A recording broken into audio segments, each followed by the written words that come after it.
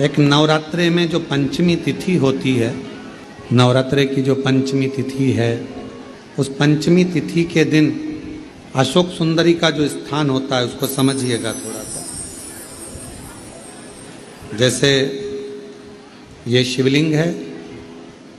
और ये जलाधारी है भगवान शंकर की। ये शिवलिंग, ये जलाधारी, और जलाधारी में जो जल बहता है उसमें बीच में जो मोटी सी लाइन रहती है वो अशोक सुंदरी होती है। जैसे कई बेटे हैं, बेटियां हैं, कोई व्यक्ति व्यापार चालू कर रहा है, कोई व्यक्ति अपना नया भवन निर्माण कर रहा है, नए भवन में जा रहा है, या कुछ अच्छी दुकान खोलना चाह रहा है, कोई अपने लक्ष्य पर पहुंचना चाहता है और पहुंच नहीं पा रहा, तो जो शारदीय नवरात्रे आते हैं, इस शारदीय नवरात्रे में जो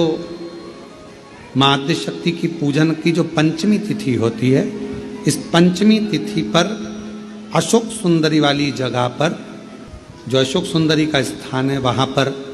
लाल पुष्प एक समर्पित करें। जो जलाधारी है, मां पार्वती, जगत जननी, जगदम्बा, अम्बा, भवानी मैया, दुर्गा का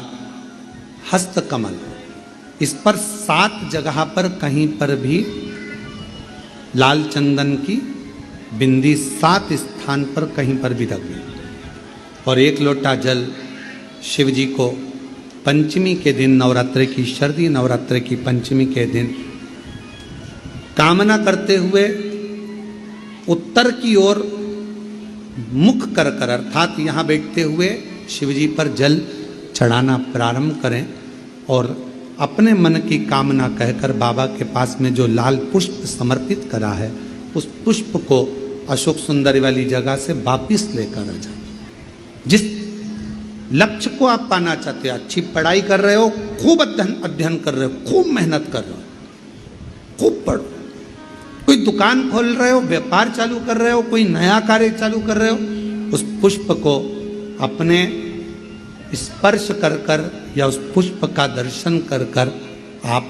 एक बार जाकर देखो, आपको उस मंजिल तक मां आद्य शक्ति दुर्गा भवानी शिव पहुंचा कर शंकर। और एक निवेदन करूं आप लोगों से कि बन सके दुर्गा सप्तशती का पाठ अगर करते हो या दुर्गा सप्तशती को आप पढ़ते हो, तो हिंदी का उसमें नीचे लेख आते रहते हैं, बहुत सारे वर्णन आते हैं, उसका भी पढ़ेंगे तो उसमें बहुत सारी बातें आपको बहुत अच्छी अच्छी, देवी भागवत में, दुर्गा सप्तशती में, इनमें बहुत सुंदर सुंदर कल्याण का, यदि गीता प्रेस गोरखपुर से जो कल्याण निकलती है, उस कल्याण का यदि देवी अंक अगर आप पढ़ेंगे माता दुर्गा भवानी पर, बड़ा सुंदर है, उसमें भी बहुत सी चीज़ें हैं, मां आद्य शक्ति की आराधना की, साधना की, पूजन की पद्धति बहुत सुंदर, उसका ध्यान करें। शिव से कुछ,